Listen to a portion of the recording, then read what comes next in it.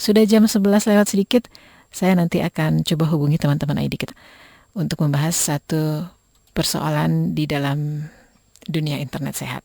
Tetaplah bersama Bunda Pintar, Suara Edukasi. 144 AM, Suara Edukasi yang akrab dan mencerdaskan.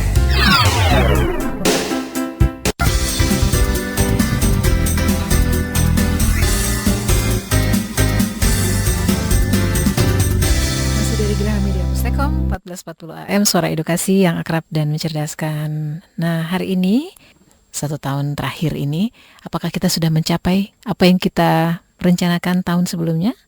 Nah, seputar resolusi itu nanti tema yang akan dibahas bersama teman-teman dari ID kita. Jadi ikuti terus acara Internet Sehat bersama Bunda Pintar.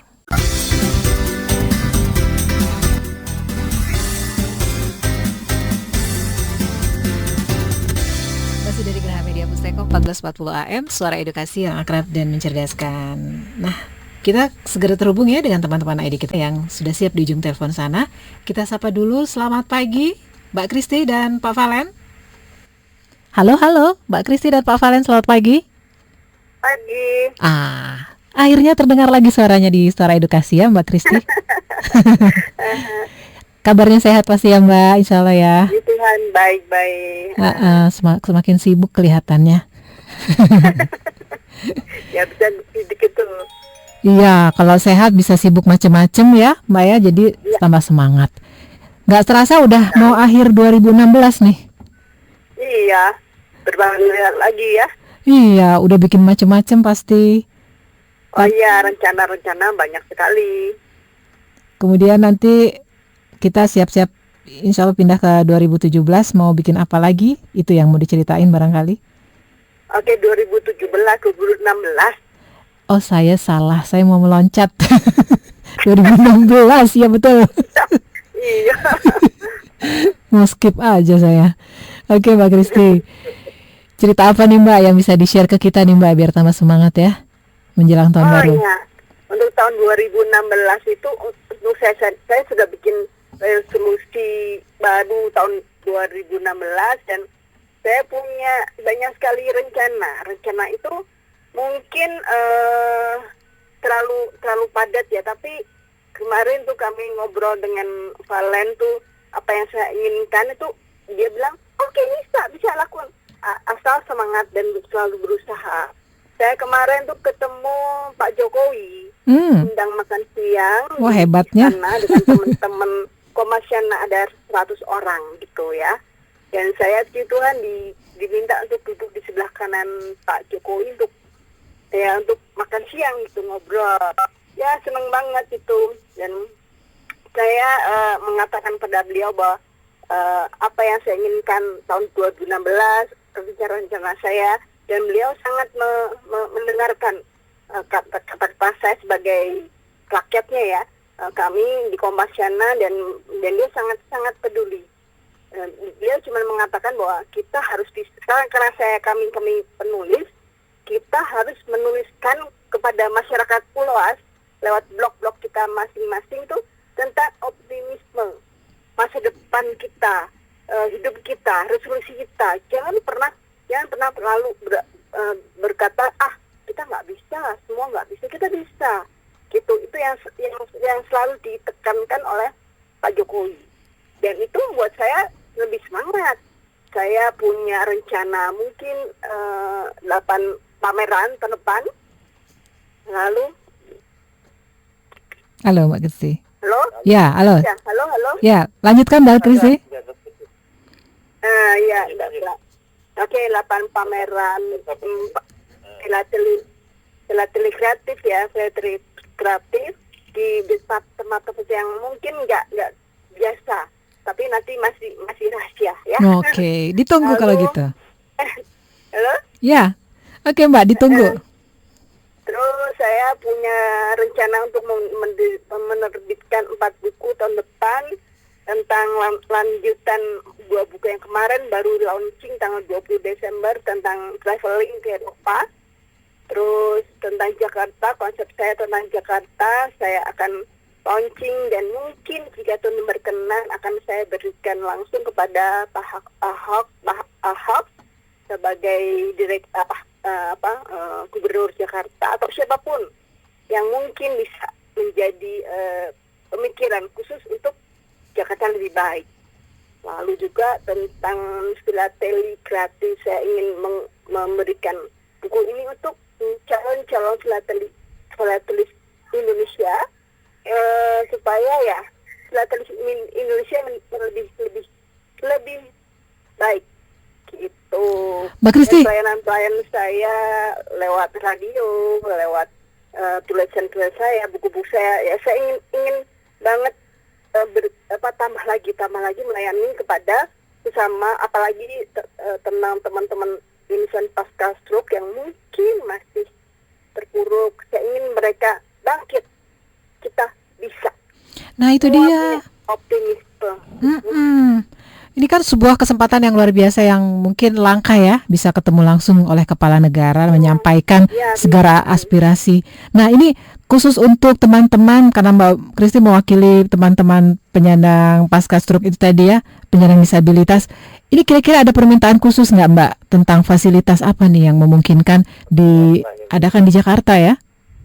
Oh iya, saya juga bilang itu pokoknya salah satu yang saya omongan memang masih ringan kepada Pak Jokowi tentang fasilitas disable, karena memang Indonesia memang masih sangat sedikit tentang fasilitas disable di perkotaan. Tapi untuk bangunan-bangunan umum sekarang tuh lebih baik. Jadi mall atau apartemen atau kantor-kantor yang Jakarta yang baru sudah cukup ramah pada disable, walaupun ya kita bertahap ya untuk menjadikan Jakarta lebih ramah kepada disable. Kami ingin banget ya, karena kami tuh bisa, tapi kami butuh fasilitas gitu. Apa jawaban Pak Jokowi waktu itu Mbak Kristi? Ya beliau pokoknya dia akan gini. Saya tuh bikin kayak tulisan, dan saya berikan kepada Pak Jokowi dalam satu benda clear folder tulisan-tulisan saya masukkan, dan beliau buka buku saya, dan setiap judul beliau menatap dengan cukup lama. Mungkin beliau membaca satu-satu, dan saya yakin beliau pasti akan melakukan yang terbaik untuk Indonesia. Ya, amin, kita doakan ya. Berapa lama kemarin pertemuan ngobrol-ngobrol dengan Presiden nih Mbak Kristi? Kenapa? Ngobrol-ngobrol dengan Presiden berapa lama nih sama teman-teman ID kita? 75 menit, hampir 2 jam ya. 75 menit, 1,5 jam di istana sambil makan, sambil ngobrol. Ada teman-teman yang juga bicara di depan mic kepada Pak Presiden, dan beliau menjawab dengan sangat memang optimis bahwa ya kami semua inginkan Indonesia lebih baik gitu. Oke, sebuah apresiasi nih untuk wakil dari para blogger bisa diundang ke istana ngobrol bercengkrama 1 jam lebih. Itu ceritanya gimana memang? Bisa diundang gitu, ceritanya gimana sih Mbak? Teman-teman Kompasiana? Tiba tuh hari Jumat itu acaranya kan hari Sabtu ya, waktu itu Kompasiana ulang tahun gitu kan. Nah, hari Jumat saya lagi jalan-jalan sama anak saya di mall. Tiba-tiba saya ditelepon sama admin protokol ya.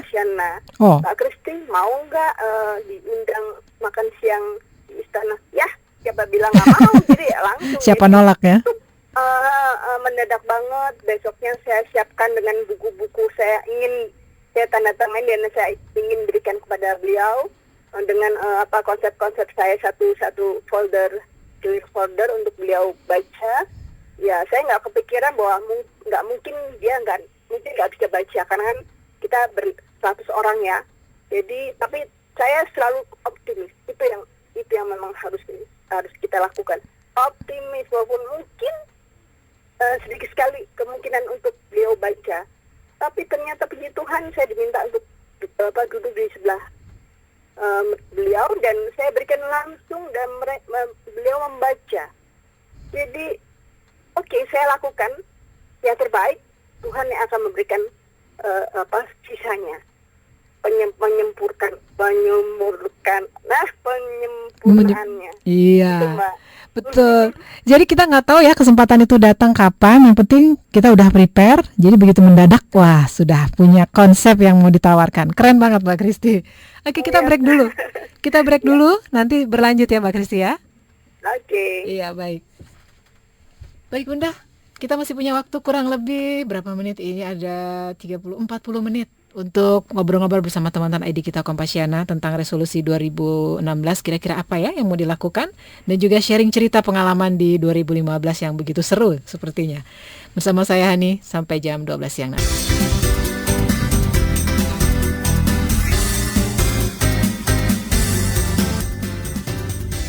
Kembali lagi dari Geraha Media Pustekom 1440 AM, suara edukasi yang akrab dan mencerdaskan. Kita bergabung lagi dengan teman-teman ID kita. Halo Mbak Kristi dan Pak Valen, masih di sana ya? Ya, baik, silahkan. Apa lagi yang mau di-share hari ini? Mbak Kristi dulu, silakan lanjutkan Mbak Kristi.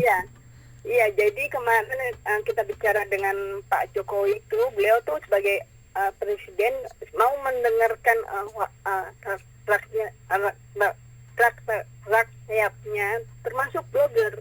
Jadi blogger itu kan penulis yang menulis di internet, dan beliau sendiri ternyata tidak hanya mendapatkan berita dari media-media mainstream atau dari wartawan atau apapun, ternyata beliau tuh sangat mendengar laporan warga lewat blog-blog, kayak salah satunya Kompasiana. Jadi beliau yang saya dengar, dan beliau berkata waktu di istana bahwa setiap hari dia dari Jakarta, Bogor Jakarta selalu membaca Kompasiana.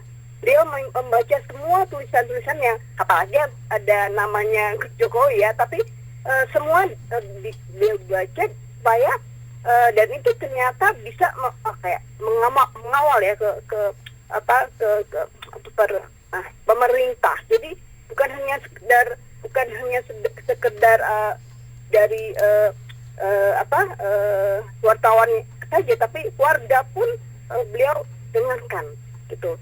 Makanya buat kami, buat penulis, kita menulis yang sangat positif. Jadi memanfaatkan internet yang baik dan sehat dan baik itu membuat dapat mengawal pemerintah itu, Mbak. Apalagi kemarin juga Pak Jokowi berjanji setiap 3 bulan sekali blogger akan diundang ke istana untuk berdiskusi seperti kemarin, dan beliau mengajak minimal ada 2 blogger yang ikut kunjungan kerja beliau ke daerah. Dan sekarang ini Kompasiana ada 2 orang, adalah Mas Isdet dan Pak JP, untuk mengikuti beliau kunjungan kerja di NTT waktu kemarin. Luar biasa. Natal. Dan sekarang masih ada di sana kalau nggak salah ya. Itu luar biasa ya. Ya, mungkin belum pernah terjadi sebelumnya ya dalam sejarah ya. Betul. Jadi makanya kalau bisa kita menulis lewat internet yang baik dan optimisme yang tinggi untuk Indonesia. Semua beliau akan mendengarkan gitu, Mbak. Ya, setiap presiden memiliki caranya sendiri untuk berkomunikasi dengan rakyat, tapi ini cara yang langsung ditunjukkan oleh presiden yang sekarang ya, Pak Joko Widodo ini cukup surprising ya, Mbak. Menunjukkan bahwa kekuatan jurnalisme warga itu sudah diperhatikan oleh pemerintah ya. Mungkin Pak Jokowi mau mendengar secara langsung dari sumber pertama, jadi beliau meresponnya begitu antusias ya Mbak Kristi sampai mengundang blogger. Wah, beruntung sekali nih. Jadi mungkin nggak kepikir ya nulis di blogger. Wah, produktif sekali Mbak Kristi ya. Sebulan berapa kali tulisan? Saya menulis tentang apa yang saya bisa ya, tentang Jakarta, tentang hobi saya. Tapi semua tuh beliau baca. Apalagi memang saya banyak menulis tentang fasilitas disabel atau perkotaan gitu, Mbak. Ya. Karena dengan mendengar suara rakyat secara langsung, ini juga akan menentukan kebijakan apa yang akan diambil nanti ya Mbak ya, yang pro rakyat tentu saja ya. Iya, itu yang saya bilang, tulisan kita adalah untuk mengawal pemerintah. Apa yang kita inginkan tentang Indonesia, tentang Jakarta, beliau bisa mewadahi dan mungkin bisa langsung dilakukan, gitu kan, Mbak? Ya, keren sekali. Pak Valen mau nambahin apa nih? Kenapa? Oke, Mbak Kristi, mungkin bisa bergiliran dengan Pak Valen. Pak Valentino mau menambahkan apa nih? Enggak, saya hanya mengapresiasi saja. Terima kasih kepada Bapak Presiden kemudian dengan jajarannya yang memberikan kesempatan kepada seluruh rakyat ya untuk makan bersama sama beliau bukan saja kemarin ada tukang ojek kemudian macam-macam, ternyata blogger juga mendapatkan hak sendiri juga gitu. Cukup merata berarti kesempatannya ya? Banyak sekali kesempatan beliau ingin mendengarkan langsung dari rakyat. Dan kemudian di media, di dalam perkembangan teknologi informasi ini, beliau ternyata banyak mendengarkan suara-suara dari rakyat, ya, baik yang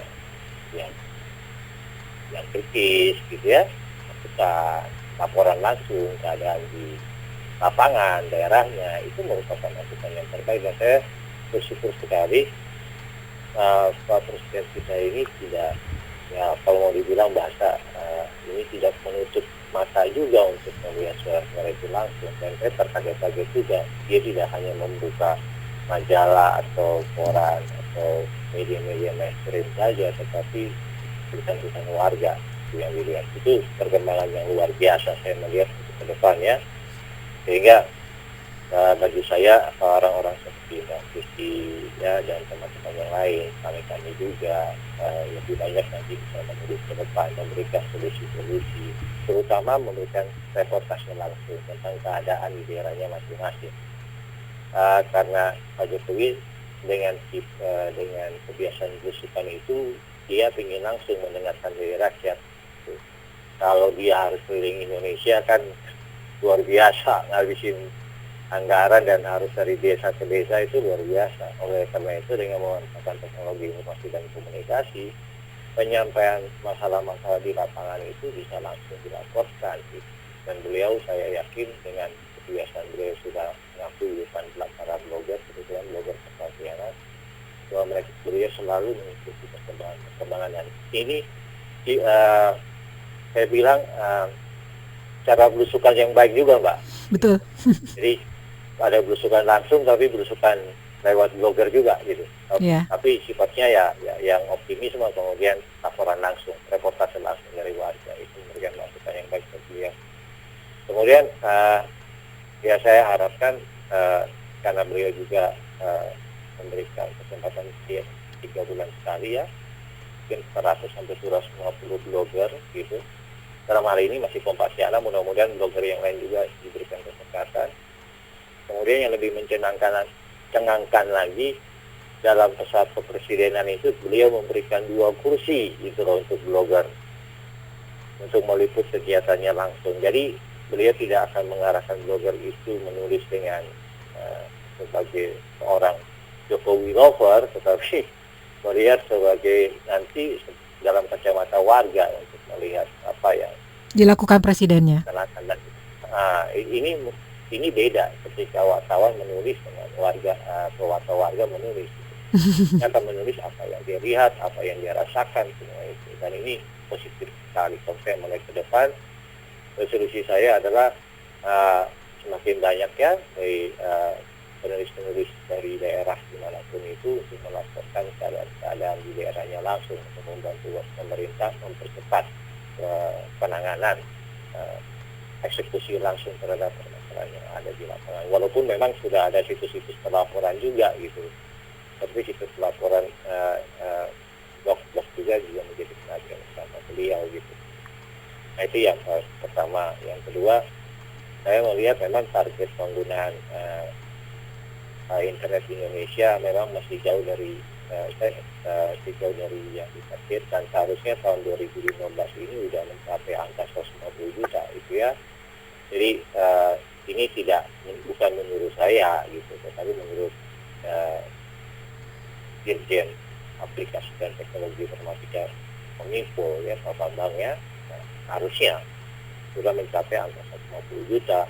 Tetapi tahun lalu 2014, di awal Januari 2014, ARCI baru meneliti jumlah pengguna itu baru memasuki angka 88,1 dengan mencapai angka 88,1 dan loncat menjadi 150 juta itu di tahun 2015. Di tahun 2016 pasti tentu lebih banyak lagi gitu. Nah, sekarang saya menyoroti bahwa resolusi ke depan kita akan mensupport pemerintah bisa bukan saja soal aksesibilitasnya di kota-kota besar gitu ya. Jadi kalau kita lebih memperinci lagi jumlah penggunanya itu, di samping kita sudah menentukan bahwa pengguna itu juga anak muda, tetapi jumlah terbesar itu adalah kota-kota besar yang memang infrastrukturnya sudah baik gitu. Nah, sementara ini yang, maaf saya pakai tanda kutip ya, yang nangis darah ini yang bagian-bagian Indonesia Timur dan beberapa wilayah di Indonesia Tengah gitu dan Barat yang jauh dari aksesibilitas terhadap teknologi informasi dan komunikasi ini gitu. Jadi nilai pertumbuhan pengguna internet itu saya nggak tahu jumlah nanti ya, hasil survei juga dari Asosiasi Penyedia Jasa Internet Indonesia. Biasanya mereka keluarkan di awal tahun gitu. Saya nggak tahu 2015 sudah mencapai berapa, tetapi menurut Dirjen Kominfo, diharapkan tahun 2015 sudah sampai 50 juta gitu. Nah, jadi tidak hanya aksesibilitas jumlah pengguna, bisa saya satu orang menggunakan 4 HP gitu kan. Tetapi ya saya lebih menyoroti mudah-mudahan ini penyebarannya merata ke Indonesia gitu ya.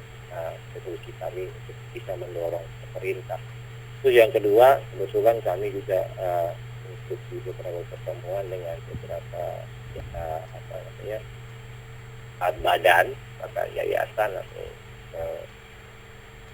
yang kemarin apa tuh namanya? Apa?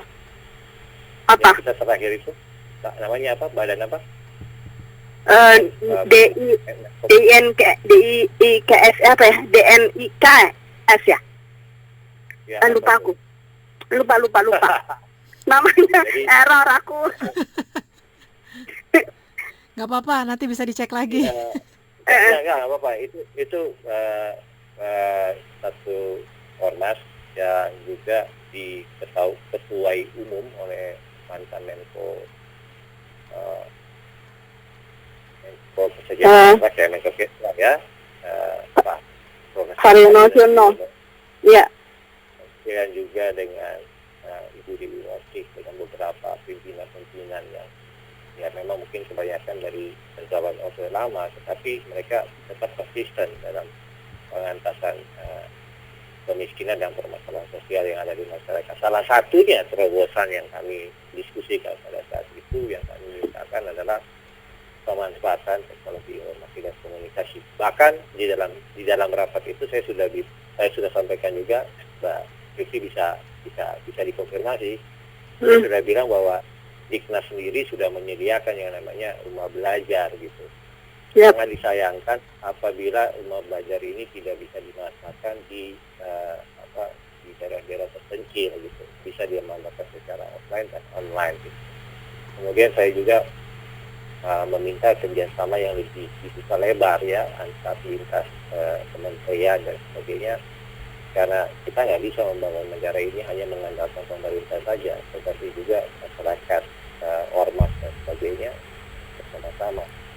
Nah, sisi berat kami kemarin juga adalah aksesibilitas untuk penyandang disabilitas, karena kita sudah beberapa kali melakukan seminar bahwa ada satu tagline yang kita sampaikan bahwa penyebab kemiskinan itu juga adalah masalah disabilitas. Jika disabilitas ini tidak diberikan pelatihan pengetahuan yang cukup, itu akibatnya dia tidak bisa bekerja. Nah, kalau dia tidak bisa bekerja, berarti dia tidak punya pendapatan gitu. Dan bagaimana dia bisa mandiri? Dan mereka ini cenderung menjadi masyarakat marginal atau maaf saya dikelompokkan dari masyarakat miskin.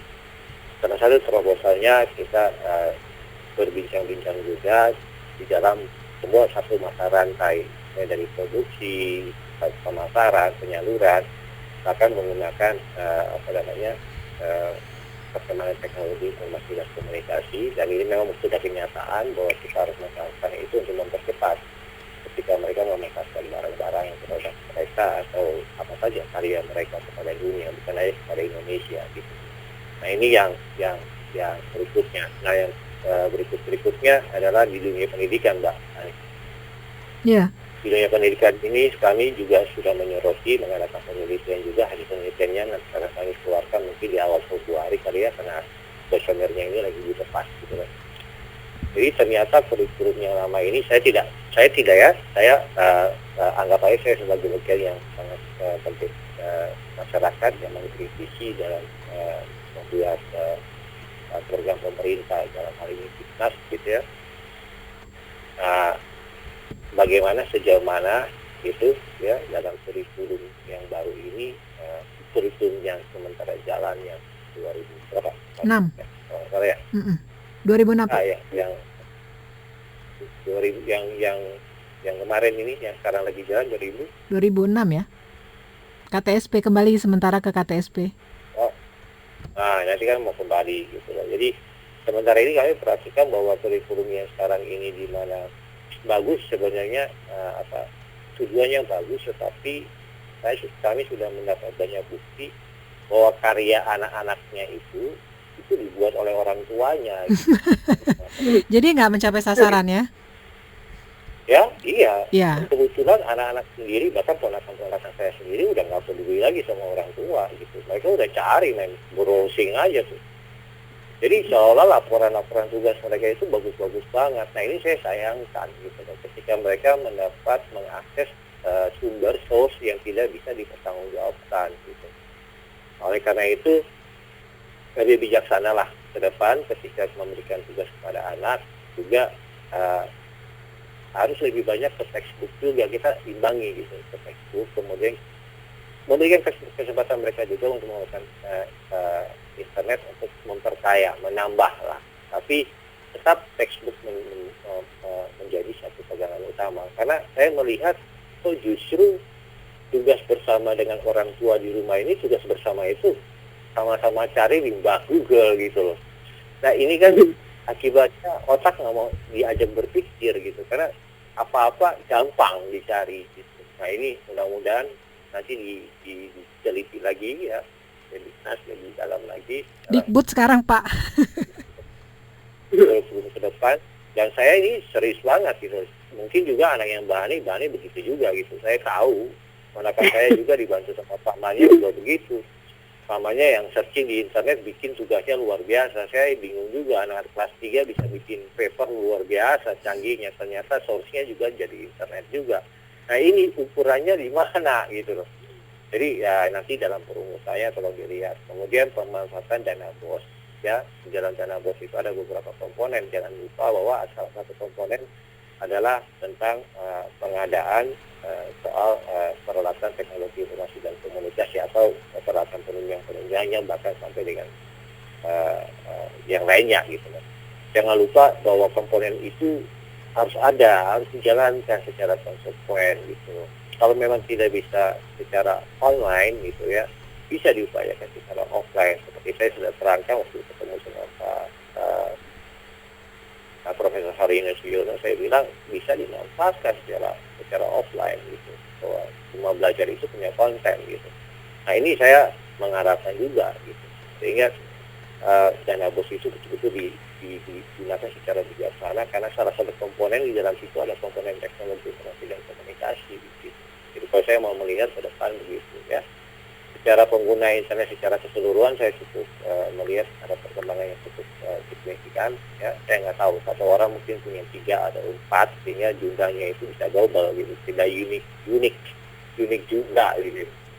Semua guru mungkin secara perorangan uniknya mungkin 70 juta aja. Ini menurut perkiraan saya gitu, karena satu orang bisa punya 3-4 ini gitu.